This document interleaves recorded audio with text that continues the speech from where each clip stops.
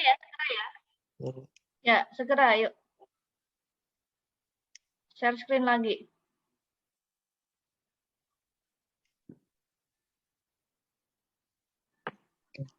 Oke.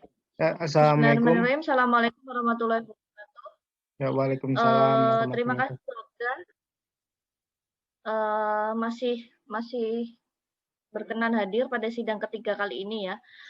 Sebagai dosen penguji, anak bimbing saya Ari Rahmansyah. Ari, untuk sidang kali ini nanti tolong dipercepat ya. Tolong dipercepat, tolong sampaikan saja poin-poinnya. Nanti akan dibagi menjadi 2 sesi. Sesi pertama adalah penyampaian hasil selama kamu KP di sana. Apa saja yang ditemui dan bagaimana solusinya. Waktunya 5-7 menit saja ya. Ya, Bu. Seperti Baik. itu. Nanti akan dilanjutkan sesi tanya jawab ataupun konfirmasi atau mungkin masukan yang diberikan oleh Bagda. Tolong semuanya dicatat karena setelah ini bimbingannya ke penguji ya. Artinya nanti kalau dari penguji belum oke laporannya, pembimbing juga belum bisa menandatangani. Silakan Ari, bisa dimulai. Assalamualaikum warahmatullahi wabarakatuh. Ya, terima kasih kepada Bu Anissa sebagai pembimbing saya. Buat Bu Afda sebagai penguji, terima kasih atas waktunya. Saya kerja praktik itu di PT Atsumitek Indonesia, itu di kawasan Surya Cipta. Dan saya mengambil judul tentang kerja praktik saya ini, analisa produktivitas tenaga kerja terhadap hasil produksi di PT Atsumitek Indonesia.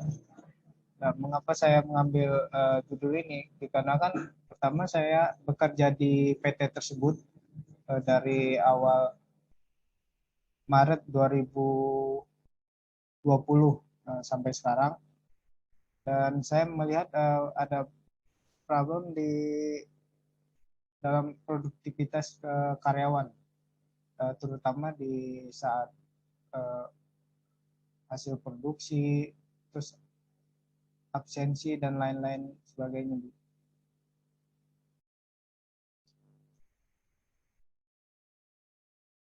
Terus PT Atsumitek Indonesia ini adalah vendor dari beberapa perusahaan, ya terutama itu vendornya misalnya itu dari AHM, HPPM, dan Astra Group. Itu dalam kerja praktik ini tujuannya untuk mengetahui faktor-faktor yang mempengaruhi produktivitas di PT Atsumitek Indonesia, dan tujuannya juga saya ingin membantu dari departemen produksi yang tempat saya bekerja agar bisa lebih baik lagi. Saya ingin menyampaikan saran-saran yang nantinya saya dapatkan dari ilmu atau bimbingan dari ibu sebagai pendamping dan manfaatnya sebagai bahan evaluasi mahasiswa dalam melaksanakan kegiatan belajar di kampus, dan manfaat bagi saya sendiri menambah pengetahuan dan wawasan buat diri saya.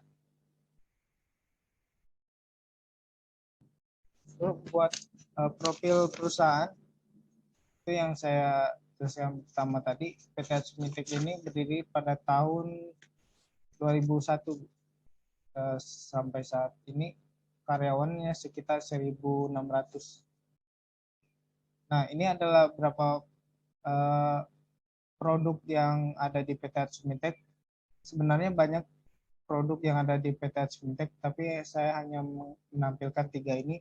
Yang pertama ini adalah ship drum yang ini, dan ini adalah connecting rod, dan ini adalah yang saya produksi. Ini bagian saya yang saya kerjakan di PT Atsumitek.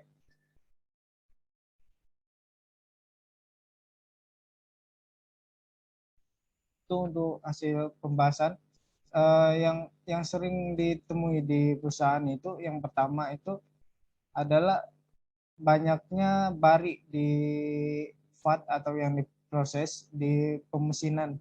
Nah, itu mengakibatkan barang menjadi opal atau tidak rata bagian yang diprosesnya, itu mengakibatkan kebocoran oli pada bisa bisa jadi pada piston piston motor itu yang itu untuk usulan usulan solusi yang saya akan ajukan itu karena di produktivitas yang tempat saya itu di tempat saya kerja praktik itu sering terjadi seperti produksi menurun yang diakibatkan dari karyawan yang jarang masuk atau yang kerjanya produktivitasnya menurun. Dengan kondisi saat ini dengan pandemi jumlah jumlah produksi juga menurun, tapi jumlah karyawan yang banyak, maka ini saya mengusulkan agar sistem shiftnya itu ya untuk saat ini sistem shiftnya 2 shift, tapi produktivitasnya belum cukup baik, Bu. Nanti saya mengajukan untuk yang saat ini yang sedang berjalan itu dari yang tempat saya itu 2 shift, tapi yang proses selanjutnya itu ada yang 3 shift. Nah, saya mengajukan untuk semuanya itu 3 shift dikarenakan jumlah produksi yang 2 shift dengan shift itu berbeda. Jadi yang eh, produksinya di proses akhir itu dengan non shift itu lebih jumlah produksinya per harinya itu lebih banyak. Nah, untuk kesimpulannya, kerja praktek yang lapangan benar-benar memberikan kesempatan bagi mahasiswa untuk membuka wawasan tentang ilmu yang dipelajari di kampus secara langsung dan luas. Dan ini benar saya rasakan ketika di kampus, saya pernah mempelajari tentang QCC dan Kaizen, itu benar-benar di perusahaan itu benar-benar dibutuhkan, terutama tentang QCC atau Kaizen untuk perbaikan itu diutamakan sekali, terutama di PT Arsemitik itu setiap bulannya karyawan diwajibkan untuk membuat Kaizen itu minimal 3. Jadi pasti diwajibkan setiap bulan itu memberikan usulan-usulan atau perbaikan. Ya mungkin kurang lebihnya segitu, Bu, yang dapat saya sampaikan.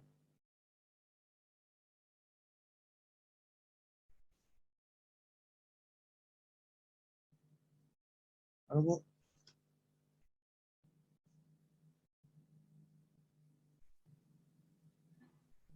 Sudah, Ari? Ya, Bu. Baik, terima kasih. Eh,